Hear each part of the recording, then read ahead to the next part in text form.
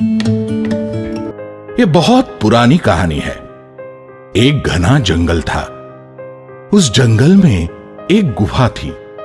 उस गुफा की यह विशेषता थी कि वो गुफा मनुष्यवाणी में बात करती थी। पर वह गुफा बहुत रहस्यमय थी। उस गुफा में बहुत सारे सोने के जेवर, हीरे, नीलमणि और ऐसे बहुत सारे मूल्यवान रत्नों के ढेर लगे हुए थे। पर अगर कोई उसे हासिल करने की कोशिश करने गुफा के पास जाता और उस गुफा का दरवाजा खोलने की कोशिश करता तो गुफा बोलने लगती थी और उस व्यक्ति को 3 सवाल पूछती थी। पहला सवाल था, दुनिया में सबसे बड़ी चीज क्या है? दूसरा सवाल था, दुनिया में सबसे परिणामकारक शस्त्र कौन सा है? और तीसरा सवाल था, दुनिया में सबसे बड़ी ढाल कौन सी है? इनमें से किसी भी प्रश्न का उत्तर अगर गलत निकला तो गुफा के इर्द गिर्द जो पेड़ पौधे थे वे उस व्यक्ति को घेर कर उसे गायब कर देते थे। उस जंगल के आसपास के नगरों से बहुत लोगों ने उस गुफा में रखे हुए खजाने को हथियाने के बहुत सारे प्रयत्न किए, पर इन प्रश्नों के उत्तर न देने के कारण जो कोई व्यक्ति उस गुफा से धन निकालने गया वह कभी वापस नहीं आया। उस जंगल के पास एक नगर में सुशील नाम का युवक रहता था। वह बहुत गरीब था, पर बहुत स्फूर्तिला और होशियार भी था। वह एक धनवान सेठ के पास नौकरी करके कारोबार भी सीख रहा था और उससे वह अपना और अपने बूढ़े माता पिता का पेट भर रहा था। सुशील अपने माँ पिताजी की सेवा करके उनका अच्छा ख्याल भी रखता था। उसमें एक खूबी यह भी थी कि सुशील अपनी थोड़ी सी आमदनी में भी थोड़े पैसे बचाकर अच्छी अच्छी किताबें खरीदकर उसे पढ़ता था और अच्छा अच्छा ज्ञान प्राप्त करता रहता था। एक बार उसने अपने सेठ से उस गुफा के बारे में सुना तो उसने वह धन हासिल करने की मन में ठान ली और माँ पिताजी का आशीर्वाद लेकर उस गुफा की ओर चल पड़ा। जब वह गुफा के पास पहुंचा और उस गुफा का दरवाजा खोलने की कोशिश की तो हमेशा की तरह गुफा बोलने लगी। रुको, अंदर जाने के पहले मेरे 3 सवालों के जवाब देने होंगे। पर याद रखो, अगर तुम्हारा एक भी जवाब गलत निकला तो ये इर्द गिर्द के पेड़ तुम्हें निगल जाएंगे। तो अगर तुम्हें डर लग रहा है और जान प्यारी है तो सवाल सुनने के पहले वापस चले जाओ। पर सुशील डरने वालों में से नहीं था। उसने कहा, नहीं, मुझे मेरे ज्ञान पर और माँ पिता के आशीर्वाद पर पूरा भरोसा है। मैं तुम्हारे प्रश्नों के उत्तर देने के लिए पूरा तैयार हूँ। फिर उस गुफा ने उसे पहला प्रश्न पूछा। पहला सवाल, दुनिया में सबसे बड़ी चीज क्या है? सुशील ने तुरंत उत्तर दिया, दुनिया में सबसे विशाल चीज माँ का हृदय है, क्योंकि इस पूरे विश्व का निर्माता ईश्वर माँ के हृदय में बसता है। फिर गुफा बोली, शाबाश, तुमने पहला जवाब तो सही दे दिया। अब दूसरा सुनो, दुनिया में सबसे परिणामकारक शस्त्र कौन सा है? सुशील ने फिर तुरंत जवाब दे दिया, मनुष्य का दिमाग सबसे बड़ा शस्त्र है, क्योंकि अगर वह दिमाग से काम ले तो आदमी किसी भी चीज पर विजय पा सकता है। गुफा बोली, बहुत अच्छे। अब तक किसी ने इन प्रश्नों के ठीक उत्तर नहीं दिए थे। अब तीसरा और आखिरी सवाल, दुनिया में सबसे बड़ी ढाल कौन सी है? सुशील ने फिर से तुरंत जवाब देते हुए कहा, दुनिया में सबसे बड़ी ढाल मनुष्य का चारित्र्य है, क्योंकि अगर व्यक्ति का चारित्र्य बेदाग है तो वह किसी भी आघात को सहन कर सकता है और कोई भी संकट का भी सामना कर सकता है।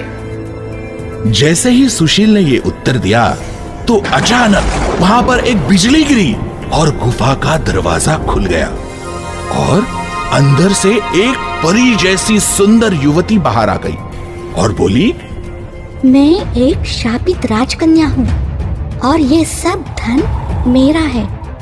मुझे इस धन का गर्व हुआ था और मैंने एक योगी को अपमानित किया था, तो उसने मुझे श्राप दिया था कि तू तब तक इस गुफा में भटकती रहेगी जब तक कोई आकर इन 3 प्रश्नों के उत्तर ना दे।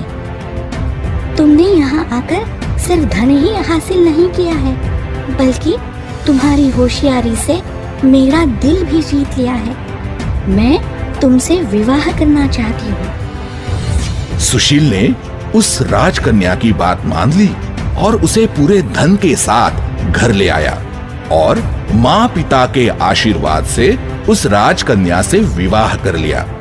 फिर वह जिस सेठ के पास नौकरी करता था उससे आशीर्वाद लेकर मिले हुए धन की पूंजी लगाकर अपना खुद का कारोबार शुरू किया और फिर आगे चलकर वह बहुत बड़ा आदमी बन गया। तो बच्चों, इस कहानी से हमें ये सीख मिलती है कि माँ पिता का आशीर्वाद, अपने ज्ञान का सही इस्तेमाल और साहस करने से आदमी जिंदगी में सब कुछ पा सकता है। ये कई साल पहले की कहानी है। भारत के उत्तरी भाग में सिंहपुरम नाम का एक राज्य था। उस राज्य के पास जंगल में एक रहस्यमय तालाब था और उस तालाब की दूसरी ओर हीरों की एक सुनहरी खदान थी जो हमेशा चमकती रहती थी। वहां जाने के लिए इस रहस्यमय तालाब को पार करके जाना पड़ता था। ऐसे कहते थे कि जो कोई उस तालाब से गुजरता था तब उस व्यक्ति को ललचाने के लिए तालाब में से उस व्यक्ति के पसंद की सारी चीजें बाहर आने लगती थी और एक प्यारी आवाज उस व्यक्ति को पुकारती थी, अरे देखो, तुम्हारी पसंद की सब चीजें तुम्हें मिल जाएगी, बस थोड़ा झुक जाओ और ले लो तुम्हें जो पसंद है। जितना चाहे उतना ले लो, सब तुम्हारा ही है।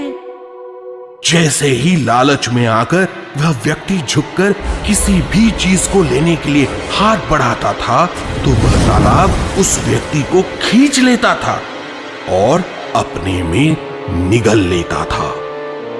बहुत लोगों ने हीरो की लालच में बहुत प्रयास किए, पर हर व्यक्ति उन वस्तुओं के मोह में फंस गया और किसी को भी तालाब के दूसरी ओर जाने में सफलता ही नहीं मिली थी। उस राज्य के राजा को वह हीरो की खदान बहुत आकर्षित करती थी। उसने पूरे राज्य में ऐलान कर दिया, जो कोई तालाब के उस ओर जाकर हीरे लेकर आएगा उसे मनचाहा इनाम मिलेगा। लेकिन रहस्यमय तालाब की कुख्याति की वजह से वहां कोई जाने के लिए तैयार ही नहीं हो रहा था। उस राज्य के गांव में एक गरीब बूढ़ी औरत उसके चक्रधर नाम के जवान बेटे के साथ रहती थी। चक्रधर एक स्फूर्तिला जवान था और बहुत होशियार भी था। उसने राजा की बात सुनकर अपना नसीब आजमाने की ठान ली। अपना भविष्य उज्जवल करने के लिए उसके पास ये सबसे बेहतरीन मौका था। तो चक्रधर मां का आशीर्वाद लेकर हीरो की तलाश में निकल गया। जैसे ही वह नाव में बैठकर तालाब के बीच में पहुंचा तो हमेशा की तरह अचानक तालाब से बहुत सुंदर कपड़े, जेवरात सब बाहर आने लगे। पर चक्रधर को पता था कि अगर वह उन चीजों की तरफ आकर्षित हो गया तो वह फंस जाएगा और उसका अंतिम लक्ष्य कभी साध्य नहीं होगा। तो उसने उन चीजों को अनदेखा कर दिया और सिर्फ आगे बढ़ता रहा। उस तालाब से फिर बाद में पैसे बाहर आने लगे। फिर उसके बाद उस तालाब से बहुत सारे सोने के सिक्के आने लगे, पर फिर भी चक्रधर ने उसे अनदेखा कर दिया और अपने लक्ष्य की तरफ आगे ही बढ़ता रहा। थोड़े समय बाद उस तालाब से वही प्यारी आवाज उसे पुकारने लगी। अरे ले लो ना, ले लो, सब चीजें तुम्हारी है। तुम जिस हीरो की खोज में जा रहे हो ना, इससे कई गुना ये चीजें लेकर तुम अमीर बन जाओगे। फिर क्यों इतना कष्ट उठा रहे हो?